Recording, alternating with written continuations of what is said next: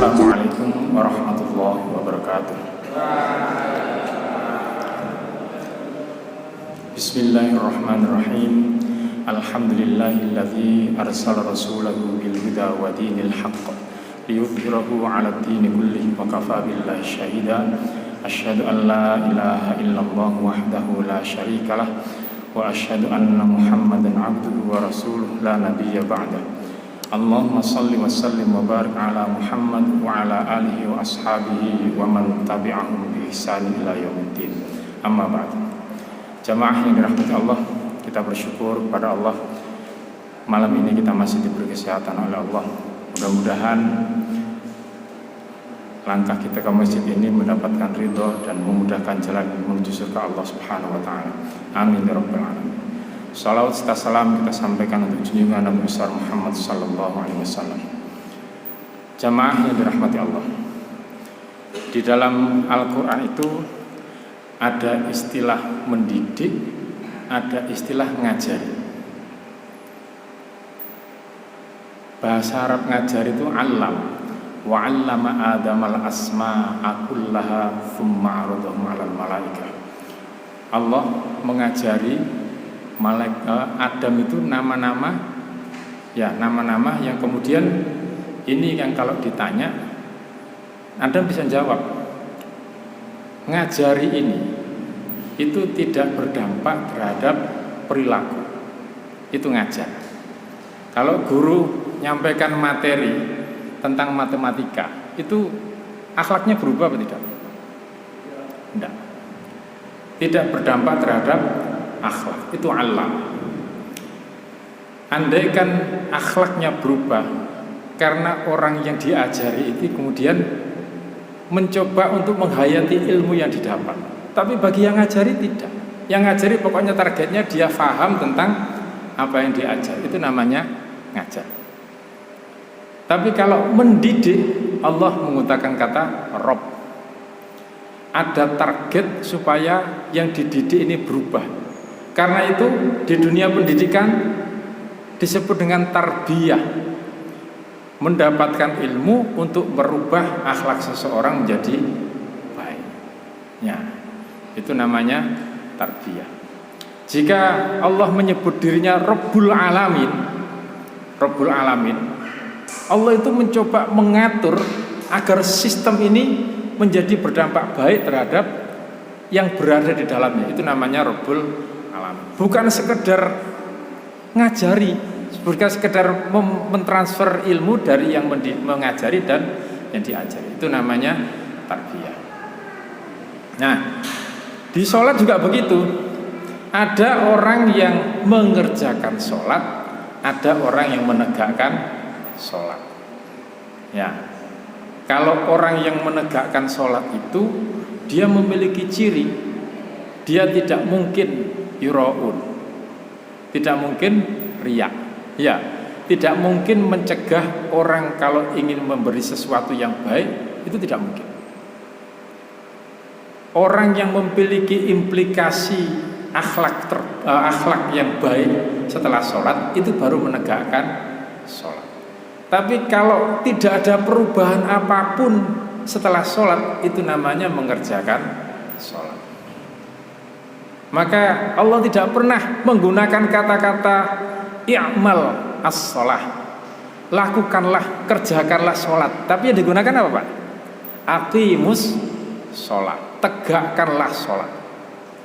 Menegakkan sholat itu berarti setelah sholat akhlakmu harus baik. Kalau tidak baik berarti kamu mengerjakan sholat. Ya, sama dengan alama sama robba tadi. Alama itu muru ito. Kalau robba itu bisa merubah sampai kepada perilaku. Ya, kalau ada orang yang tidak berubah perilakunya menjadi baik setelah sholat, ini yang disebut orang yang melalaikan sholat. Sadis kan ya? Ketokane sholat sregep, tapi tidak berubah sedikit pun perilaku kesehariannya, maka itulah yang disebut dengan fawailul lil musalli. Orang yang celaka dalam sholatnya, katanya sudah menghadap Allah, tapi Hasil menghadap Allah ini tidak ada perubahan terhadap dirinya, terhadap manusia. Nah, ini namanya mengerjakan sholat tapi tidak menegakkan sholat. Maka setiap berhubungan dengan Allah, setiap terkait dengan sholat, Allah tidak pernah mendirikan sendiri. Maksudnya perintah sholat itu tidak pernah berdiri sendiri, selalu terkait dengan manusia. Aqimus sholat wa atuz zakat. Kalau kamu sudah berhubungan dengan saya, kata Allah, komunikasimu sudah baik dengan saya, awas kamu kalau tidak sampai baik kepada manusia. Ayo bayar zakati, gitu ya. Ayo infakkan hartamu, sejahterakan tetanggamu, jangan sampai ada yang tidak makan. Allah tidak pernah bersikap egois atau tidak pernah membentuk hambanya itu jadi hamba yang egois. Apa gunanya kamu menghadap saya kalau kamu tidak kemudian berbaik-baik dengan yang lain? Itulah yang kata Nabi dikatakan seperti yang pernah saya sampaikan. Qala rajulun ya Rasulullah, ada seorang laki-laki bertanya, wahai Rasulullah, inna fulana yuzkaru min kafrati salatiha wa sadaqatiha wa siyamiha ghairu annaha tu'dhi jiranaha bilisaniha. Wahai Nabi, ini ada cewek, ada perempuan yang disebut bahwa dia ini sholatnya banyak, yang wajib, yang sunnah, kemudian sedekahnya juga banyak, wasiyamiha, bahkan siang-siangnya itu sering digunakan untuk berpuasa. Ghairu annaha tu'dhi jiranaha bilisaniha, tapi kemudian dia suka menyakiti hati tetangganya, maka kata Nabi, hiya finnar, dia termasuk orang yang ahli neraka. Ya, bayangkan orang yang tidak menegakkan sholat, menjalankan sholat itu berpotensi masuk neraka jika dia gagal menjadi orang yang baik dengan manusia yang lain. Sebaik apapun, mohon maaf, meskipun jidatnya hitam, ya, tapi kalau nyelekit dijalui kopi Arab gak teko-teko misalnya. Nah, sampai akhirnya sakit hati, itu bisa menyebabkan kita gagal masuk surga. Malah disebutkan, kola ini ada ini fulana, ya, perempuan yang dia ini hanya menjalankan as-salatul maktubah, hanya sholat-sholat wajib tok, sunnah jarang-jarang. Kalau sedekah itu dia hanya sepotong keju, puasa sunnah apalagi sudah jarang-jarang. Tapi dia tidak pernah menyakiti hati tetangganya. Kata Nabi, dia fil jannah, dia nanti akan masuk ke dalam surga. Sholatmu itu kewajibanmu, tapi ada kewajiban yang lain di samping sholatmu, yaitu baik dengan manusia yang lain. Kita tidak dianggap menegakkan sholat selama kita belum sukses untuk menegakkan akhlak yang baik terhadap sesama manusia, baru menjalankan sholat. Orang yang belum bisa merasakan bahwa dunia ini kecil bagi Allah, itu belum dianggap sebagai orang yang menegakkan sholat. Ya, semua yang menyebabkan tidak baik itu kan menyebabkan sakit hati. Ya Pak ya, Pak Uun misalkan, iki kat mau dinteni kok gak teko-teko gitu ya, wis mari adzan maghrib gak teko-teko, mangkel ini kemudian tidak diselesaikan dengan legowo, tetap mangkel terus, akhirnya keceplosan, ngomongnya itu tidak enak. Kalau sampai sakit hati ini tidak berusaha untuk minta maaf, maka dosanya itu akan gantung sampai Pak Un minta maaf, gitu ya. Meskipun beristighfar, tapi kalau dia tidak minta maaf kepada manusianya, jangan harap ampunan itu turun untuk dia. Kalau dengan Allah gampang Pak, cukup astagfirullah, ya Allah aku mohon ampun kepadamu, selesai. Tapi kalau dengan manusia, istighfar saja tidak cukup selama kita tidak minta maaf kepada orang lain. Semua yang terkait dengan manusia selesaikanlah dengan manusia, tidak cukup diselesaikan dengan Allah. Ya, dulu pernah saya kasih contoh kan ya, saya utang Pak Un. Utang ini kan urusan manusia kan ya. Ya Allah, gajian gak mudun-mudun, bolehkah utangku saya jawab dengan tahajud? Gitu ya. Masih tahajud ping piro-piro, selama tidak dibayar utangnya tetap Allah tidak akan menganggap utangnya lunas. Ya, tetap harus dibayar dengan utang. Sampai-sampai ketika ada sahabat yang membawa jenazah kawannya di hadapan Nabi, kemudian Nabi bertanya, Nabi kan diminta untuk mensolati dengan barar syafaat Nabi. Nabi tolong imami, pimpin sholat jenazah. Apa pertanyaan Nabi pertama? Alahu dainun, apa dia memiliki hutang? Lalu dijawab, na'am Nabi. Na'am ya Rasulullah, dinaraini. Dia punya hutang 2 dinar. Jawab Nabi, ya sudah, kamu aja yang nyolati. Saya tidak akan mau mengikuti menyolati dia. Wah, sahabatnya ngantar ini gelo. Lawang karepnya itu ya, karepnya mendapatkan syafaat dari Nabi, ternyata hanya 2 dinar saja Nabi tidak mau nyolati. Ini kan urusan dengan manusia. Dia ibadahnya baik. Yang diantar ini orang ahli ibadah, tapi masih punya hutang 2 dinar. Itu saja tidak mau nyolati. Ternyata urusan dengan manusia ini, ya, sholat itu masih terkait dengan akhlak. Kalau tidak ada perubahan akhlak, dia tidak disebut menjalankan sholat. Karena itu Allah mengatakan innas sholata tanha 'anil fahsya'i wal munkar. Siapa yang gagal berhasil menegakkan sholat, pasti dia akan terhindar dari perbuatan keji dan munkar. Tapi kalau melaksanakan sholat belum tentu. Mereka yang datang ke masjid mengamalkan kaidah tinggalkan yang buruk, ambillah yang baik, berangkat dengan sandal yang jelek, pulang dengan sepatu yang baik, itu ya.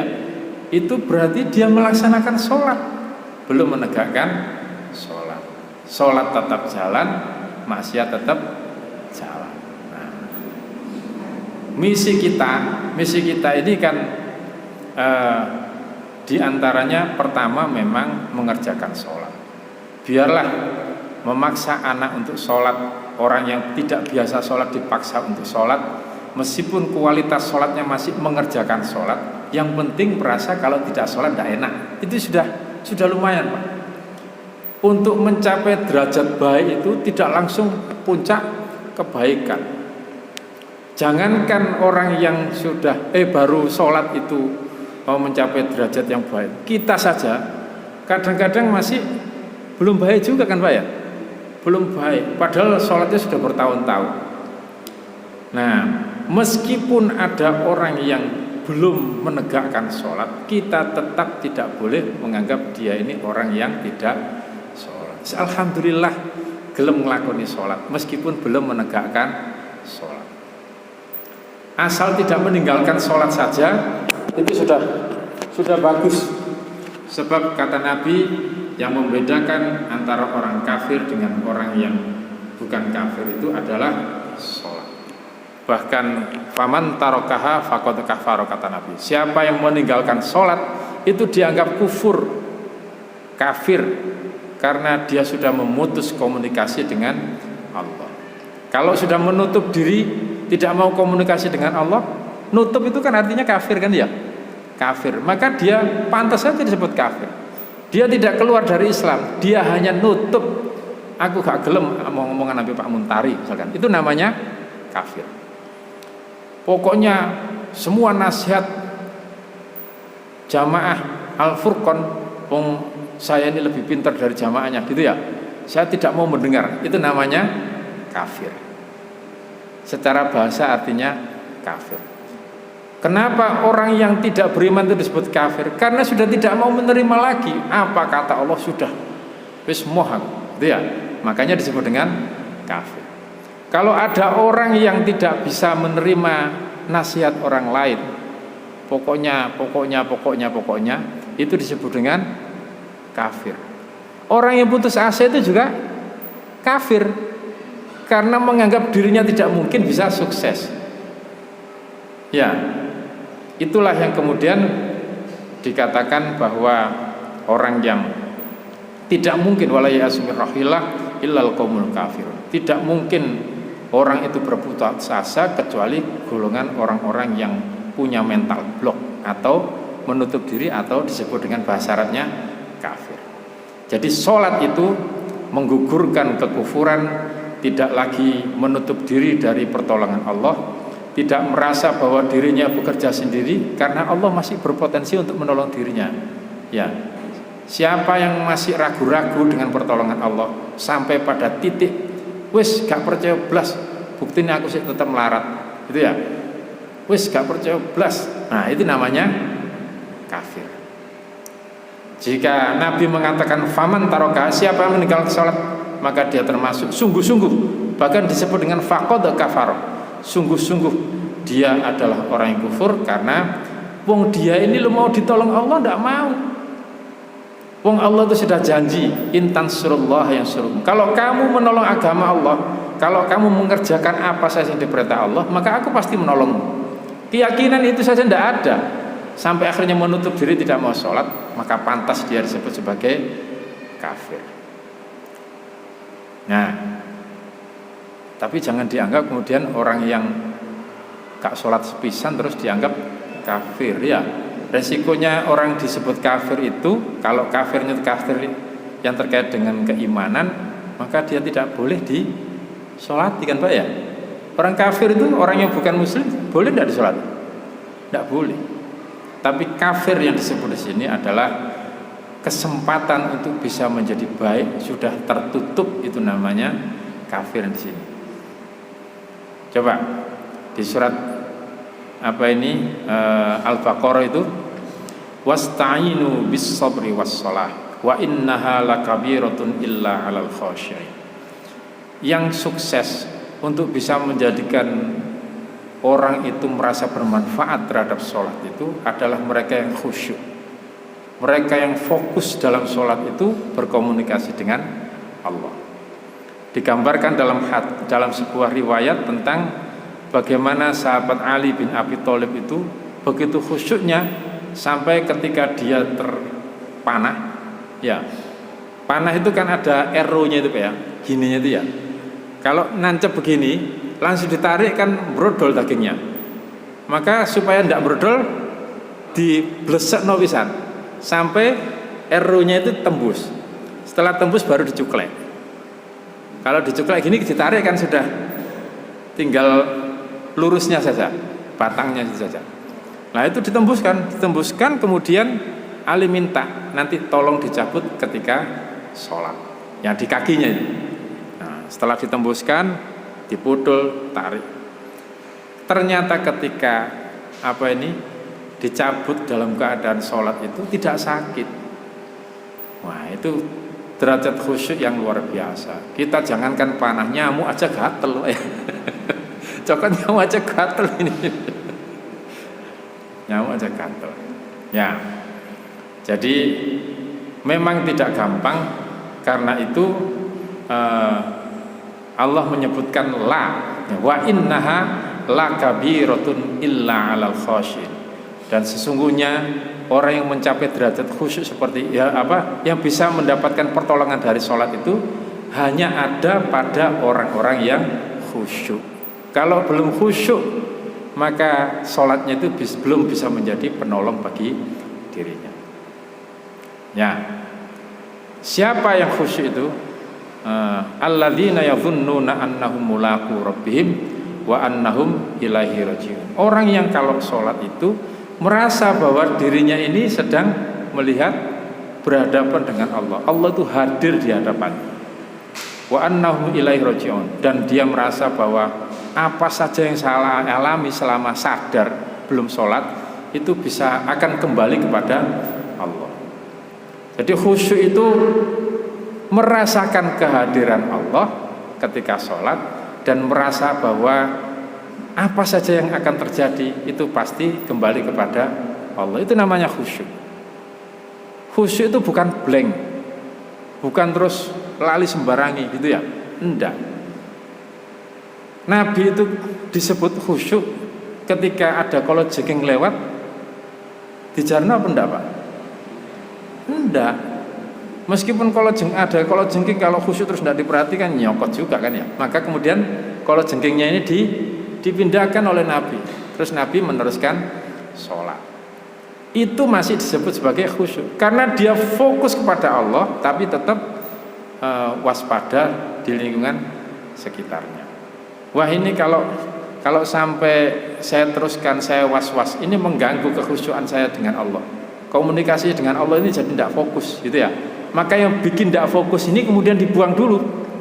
Kebetulan yang bikin tidak fokus adalah kalau jengking, maka kalau jengking dibuang. Kalau ternyata yang bikin tidak fokus itu ringtone, ya lagunya, kemudian lagunya Iwan Fals, terus kemudian ikut nyanyi, kan tidak khusyuk. Jangan terus dibiarkan. Semua yang menyebabkan tidak khusyuk, yang menghambat komunikasi dengan Allah, buanglah. Nah, membuangnya bagaimana? Ya matikan ringtone-nya, matikan ringtone-nya. Jadi nanti kalau ada jamaah, ya membiarkan handphonenya, ringtone-nya bunyi karena takut tidak boleh bergerak kecuali gerakan dalam sholat, dan handphonenya keras, ambil saja Pak, ambil, matikan ringtone-nya. Ya, karena ini mengganggu kekhusyuan sholat. Ibu-ibu ketika sholat gini khusyuk, ya seperti Allah hadir di hadapannya. Lalu bau sangit, jarno kopong, Bu, ya. Ya. Maka apa yang dilakukan, Bu? Selama tidak berkata apa-apa, tidak ngomong waduh sangit ya. Kalau sudah ngomong waduh sangit ya batal, selesai sudah sholat. Langsung saja ke dapur, matikan kompornya, lanjutkan sholatnya, tidak usah ngulang. Ya, ketika Nabi sholat, Aisyah gedok-gedok pintu, yang dilakukan Nabi apa? Buka pintu, Nabi terus melanjutkan sholat. Semua yang mengganggu kekhusyuan, ya buang gangguannya itu, lanjutkan sholat. Ya, prinsipnya itu ya. Jangan sampai kemudian mempertahankan.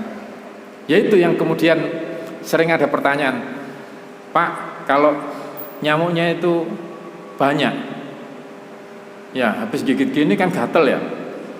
Kira-kira kalau gatel gitu khusyuk enggak, Pak? Enggak khusyuk kan ya? Supaya hilang tetap khusyuk bagaimana? Ya ceblek. Ternyata sini lagi. Kalau kira-kira 3 kali apa batal? Ya enggak. Masa yang keempat, lampu yang keempat nemplek terus jarno gitu ya, enggak kan ya. Pokoknya kapan saja ada sesuatu yang mengganggu kekhusyuan, buang dan lanjutkan sholatnya. Ya, khusyuk itu akan menyebabkan sholat bisa menjadi penolong kita. Dan sekali lagi, sholat ini elemennya banyak. Sholat itu kan namanya doa. Orang yang berdoa kepada Allah itu tidak mungkin tidak dikabulkan, pasti dikabulkan. Ya, selama doanya itu sungguh-sungguh, bukan doa yang masih ragu-ragu dengan pertolongan Allah. Doa yang ragu-ragu dengan pertolongan Allah itu begini. Sholat itu kan doa apa ya? Habis sholat begini, ya Allah sungguh aku ingin berkunjung ke rumahmu di Baitullah Makkah Al-Mukarramah. Kemudian pikirannya ngomong, tapi gajiku cuma 1,5 juta sakulan ya Allah. Oh iso. Ya, itu kan meragukan pertolongan Allah. Kita ini berdoa itu mohon kepada Allah, tidak usah disetting dengan apa yang kita dapatkan sekarang. Yang membatasi rizki kita itu kadang-kadang juga pikiran kita sendiri. Kita berdoa yang maksimal terus masih mikir, gajiku cuma sama ini ya Allah, apa ya bisa. Gaji saya, ya Pak ya, kalau dipakai untuk nyelengi umroh saja itu tidak cukup Pak. Jadi jika kita mikirnya semua yang kita dapatkan itu sesuai dengan kadarnya, kalau gajimu 4 juta, untuk hidupmu 4 juta, tidak ada yang dicelengi, tidak bakal bisa umroh. Kalau itu yang kita pikirkan dan itu yang menyebabkan kita ragu dengan pertolongan Allah, jangan harap doa kita dikabulkan oleh Allah. Biarkan Allah yang membuat kita ini bisa berangkat, jangan dibatasi oleh pekerjaan yang kita lakukan sekarang. Karena itu umroh saya itu adalah umroh yang dengan biaya orang lain, kan gitu ya. Dengan biaya orang lain. Ya, pernah saya sampaikan di sini kalau tidak salah, ada seorang murid saya, murid ngaji, santri yang ngajar ngaji di sekolah, kemudian dia tanya, "Pak, gaji saya cuma 1.100.000, apa bisa saya berangkat haji?" Loh, siapa yang ngomong tidak bisa? Kalau kamu berusaha mohon kepada Allah, pasti bisa, kan itu ya. Nah, bagaimana caranya? Caranya setiap kamu mau tidur ya, kemudian kamu print itu Ka'bah itu.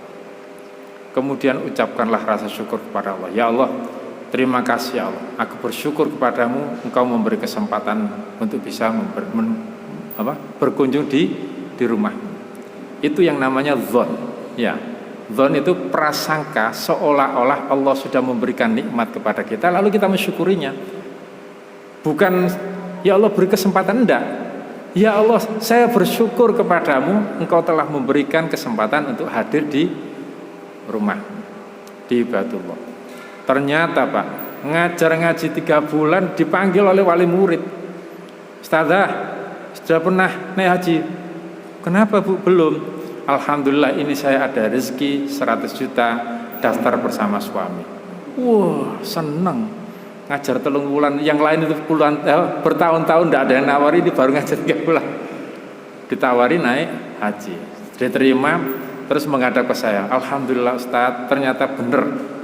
Doa yang diiringi dengan prasangka yang baik, rasa syukur itu menggedor rezeki langit untuk turun kepada saya. Saya jadi kepingin punya rumah Ustaz, gitu ya. Terus munggah haji, kepingin punya rumah. Ya sudah, print aja rumah. Apa yang kamu inginkan? Di print Pak, rumah tingkat. Di print gitu ya.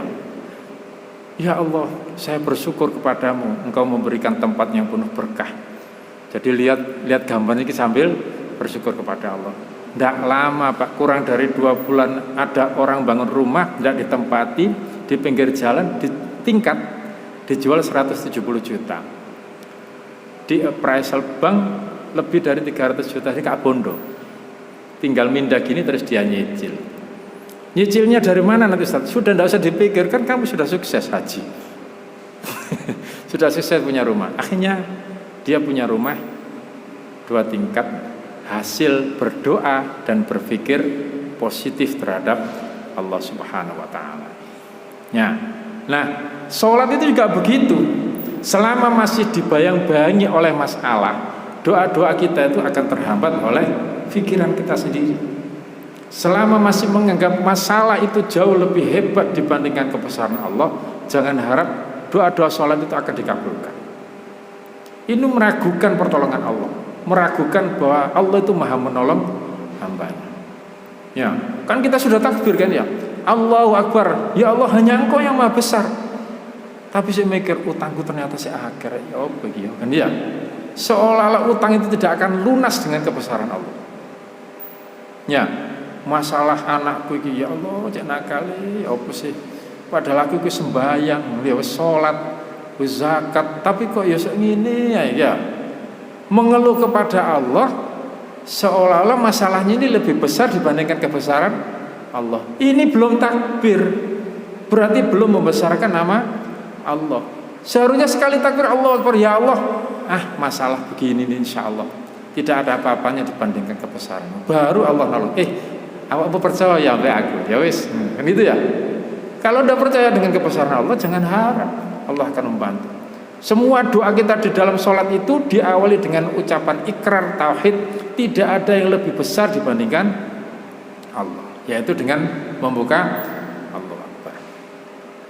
Ya, jadi jika sholat itu dianggap sebagai penolong, maka jadikanlah takbir itu sebagai kesempatan untuk memuji Allah dan meyakini bahwa Allah lah yang maha besar, bukan yang lain. Kalau gagal saja dalam takbir, sudahlah, mau minta Robbi firli warhamni wajiburni wahdini warzukni, lawang ambil aku lho sih gak percaya kan gitu ya.